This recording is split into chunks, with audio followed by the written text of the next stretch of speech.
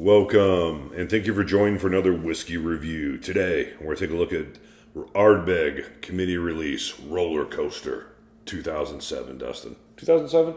I have notes these days, Dustin, because I can't see. I don't 2006. 2006 okay. Rollercoaster. Comes in at 57.3% ABV. It's a good ABV for a committee release. That must have been back when Ardbeg still did committee releases at cast strength instead of 55 or whatever it was. whatever random sort of hot, but not really that they do nowadays. Yeah, no doubt, man.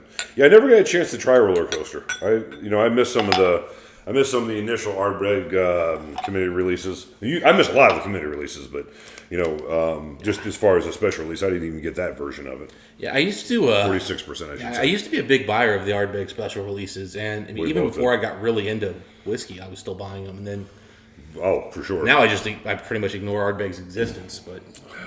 How the mighty have fallen. But this is a 1997 distillate, I believe. Back when they were good. So this is the new still, so it's a 1997 distillate. So we got the new still Ardbeg Rollercoaster. I've heard, I don't think it came out gangbusters as far with people, but I know it's grown in popularity, almost like a great 80s B movie with Ardbeg fans and everything throughout the years. So they go for a pretty penny these days. So we don't do a ton of Ardbegs anymore.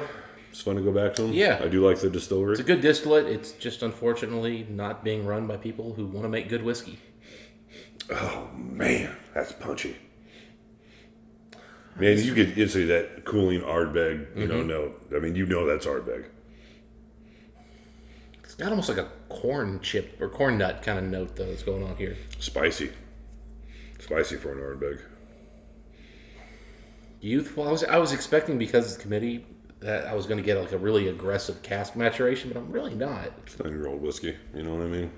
Yeah, but usually like those committee releases, they oftentimes would do some kind of really heavy sherry or Madeira or something. I'm not getting... Nope. Getting a lot of bourbon maceration, young Ardbeg, which isn't terrible, I must say. There could be a wine cask in here, but it's like a white wine if there is. It's Chardonnay. I don't think it was a Chardonnay. Yeah. But it kind of comes off that. Part of me wants to go look up what they did, but these are kind of fun. These are our Mike B samples. We're kind of going blind with these just to sort of explore, because I think Mike sent us on a little bit of a roller coaster ride himself when he puts the sample sets together. So, spice, pepper. Ooh. It does feel heavy bourbon cask maturation. You're getting a little bit of Ardbeg lemon lime. I just got a hint of like a really heavy grape note. Well, everybody said Chardonnay cask. I'm sure it's not a Chardonnay cask, but sometimes you get those different types of fortified wine notes with some of the other, like say Springbanks. Or I'm almost thinking Welch's grape juice, man. Like you're thinking purple, are you? Going the other way? Maybe it might be like a white grape juice, but it's like a Welch. It's a grape juice, not a wine note.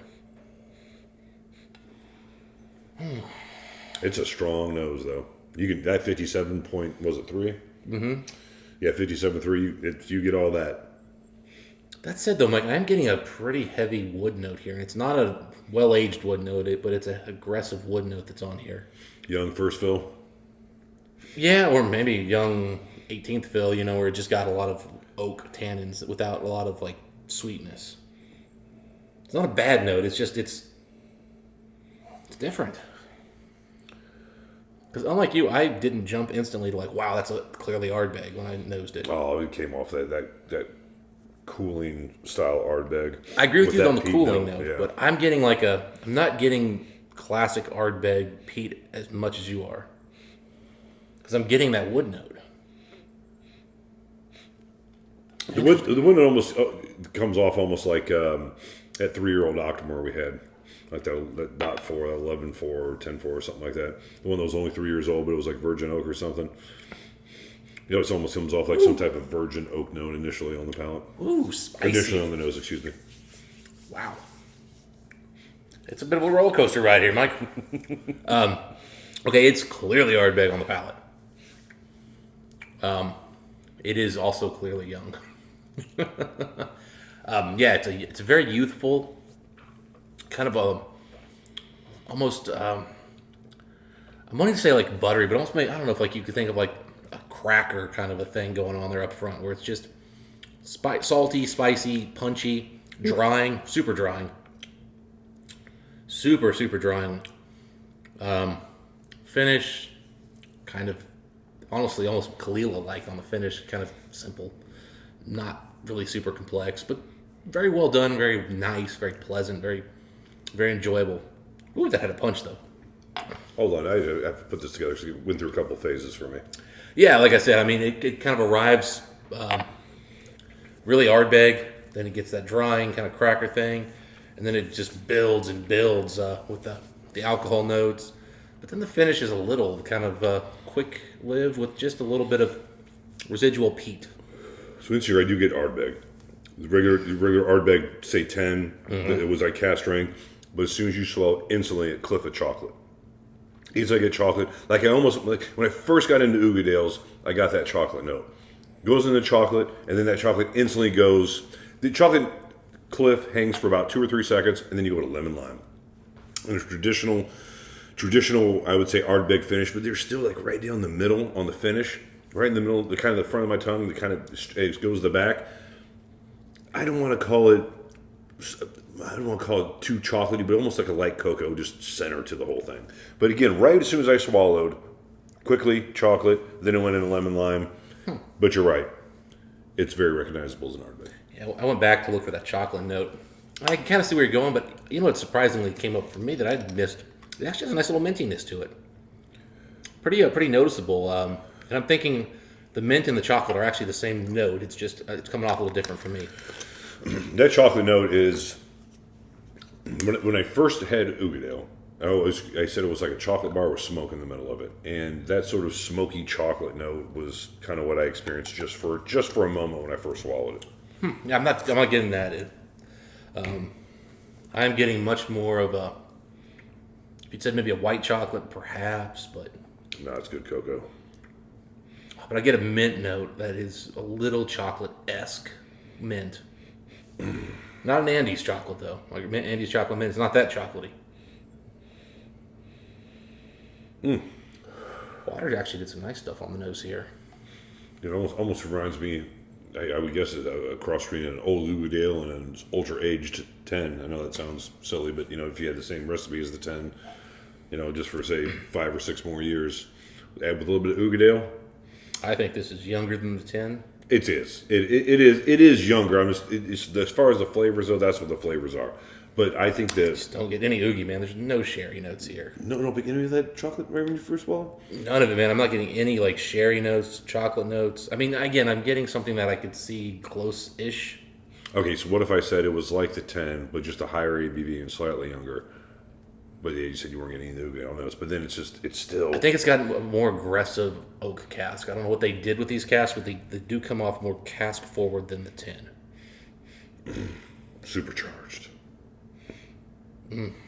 I'm getting more and more of that mint on the nose too. With water, the minty nose coming up more. I agree. A little more cooling. I still think there's that light chocolate in the background, though. Power of suggestion is making me kind of get what you're talking about, but really, No, stick to your guns, Dustin. I'm trying to come up with like an alternative to it because there is like a nougaty, chewy kind of thing here. I think it's just vanilla. I think it's vanilla and oak. I think it's really a simple play here. But I love the proof on this. I love the mouthfeel. This is a viscous, punchy, bitey Ardbeg. If you've been looking for an Ardbeg to give you kind of a slap in the face experience. If you want like the Lafroig 10 cast strength version of Ardbeg, that's this right here. This is aggressive. This is an Ardbeg I go back to. Yeah, this is one that I wouldn't drink this often, but it would be one that I just want a punch of peat, and man, here we go. This is not your first drink of the night. No. Maybe you had a hangover the night before. Lost a bunch of money gambling. This is your first drink of the night. So where are you as far as the whiskey score on this one? I'm going to give this one a very enjoyable, but I'm going to give about an 86. A little too young, but I love the punch. I love the power. Very good whiskey. I think this is one that I wouldn't go back to very much because it is distinctly a little too youthful for me. So it's going. I'm an 87, and we're thinking kind of right along the same lines. It's an enjoyable whiskey. Yeah. Little young, Ardbeg-ish, you know what I mean? Ardbeg throws in young whiskey. I'm I probably agree with what the initial reviews of it was. Yeah. Solid whiskey, nothing overly too impressive. But I know these days that this goes for quite a bit of money. If this was a annual release that came out and I missed it, I would not be upset. If I picked one up, I wouldn't be upset either. We drank it all. Oh, it's good whiskey. 86. It's fun. 87. Good whiskey. Fun. Ardbeg. We like to do Ardbegs. Anyway, 86.5. That's what we scored it. Yes. Those are our thoughts on whiskey. If you guys had a chance to try the committee release of Ardbeg Rollercoaster, let us know what you guys think. Thanks again to Mike B. And Dustin, until next time, we wish the folks. Happy drinking. We'll see you then.